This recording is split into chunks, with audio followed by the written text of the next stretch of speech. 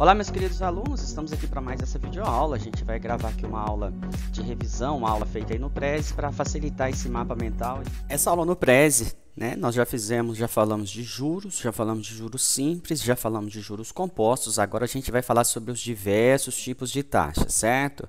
Então, dentro dos diversos tipos de taxa, igual as últimas videoaulas que nós já vimos, a gente tem taxa equivalente, taxa nominal, efetiva, inflação e a taxa over, que é utilizada, trabalhada em CDB. Vamos falar da primeira, da nossa taxa, que é equivalente.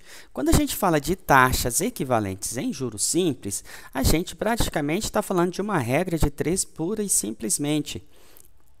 36% ao ano, o ano tem 12 meses, um mês a gente faz a regra de 3, a gente vai chegar com a taxa efetiva, certo?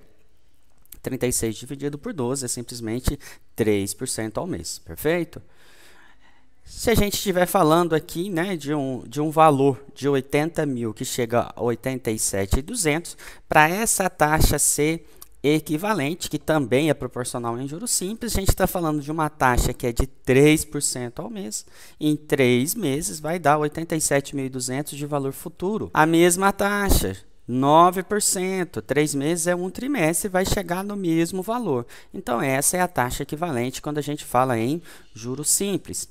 Quando a gente fala em juros compostos, a gente vai observar que nunca, jamais, a gente pode fazer essa regra de 3.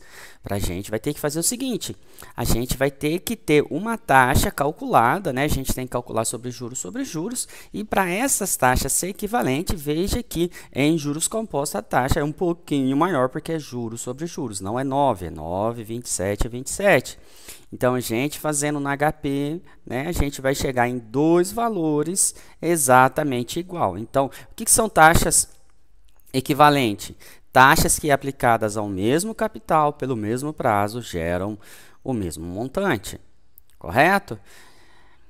Como que a gente calcula? Como é que a gente faz para calcular essas taxas equivalentes em juros compostos? Normalmente nos enunciados dão a taxa ao ano e pede para a gente trabalhar o mês, certo? Então a primeira forma para a gente poder fazer, que a gente vai fazer na HP, utilizando HP, seria dessa seguinte forma: a taxa que eu quero dividido pelo que eu tenho, e a gente faz esse enunciado, a taxa 12% anuais compostos, a gente vai chegar em 0,9489, certo? A gente faz esse procedimento na HP. Se a gente quiser fazer depois na HP, como é que a gente faz? A gente supõe um valor 100, então se a nossa taxa é de 20% ao ano, né? 20% ao ano, 100 mais 20%, a gente já sabe de cabeça, vai dar um valor futuro de 120. Então 100 no PV, 120 no FV, um ano tem 12 meses, a gente vai chegar na taxa, que é a taxa ao mês. Certo? Esse fluxo é muito mais fácil, depois vocês dão uma olhada lá na videoaula, tem uma videoaula só falando sobre isso. Quando a gente fala de inflação, a gente viu que é o aumento generalizado de preço que provoca uma ilusão monetária, certo? Então a gente tem que tomar esse cuidado. O que é essa taxa aparente? A taxa aparente ela desconsidera o efeito da variação de preço, ou seja, ela está embutida esse preço da inflação.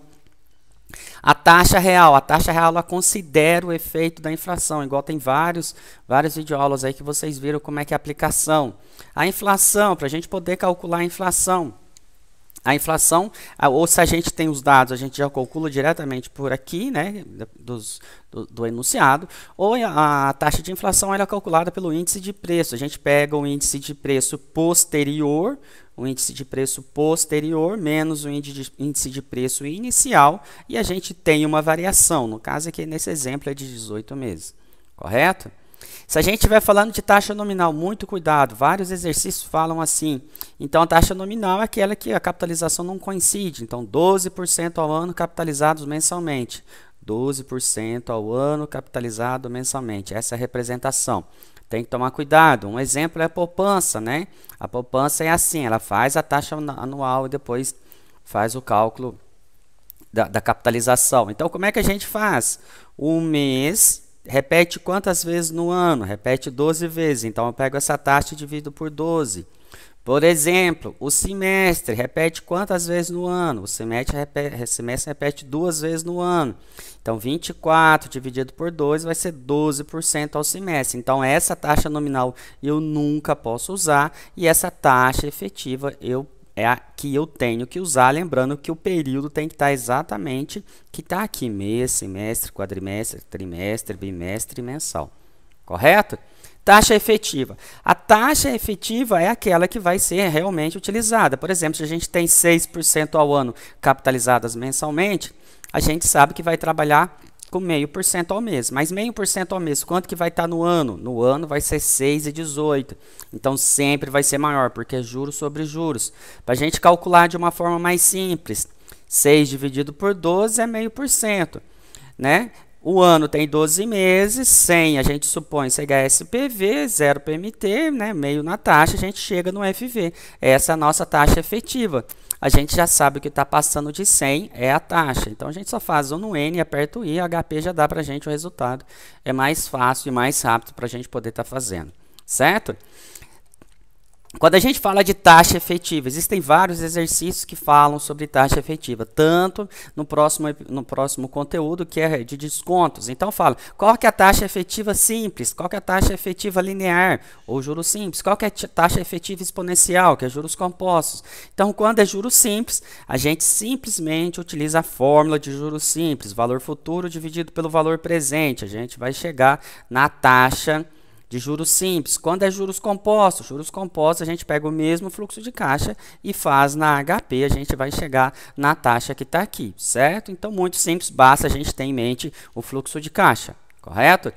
Taxa over e CDB e alguns fundos de renda fixa, algumas ações que são capitalizadas diariamente. Então, a gente tem uma taxa nominal anual ao ano que elas são capitalizadas diariamente. E somente dias úteis. Se ninguém falar nada, se nenhum enunciado falar nada, a gente vai ter que utilizar 252 dias.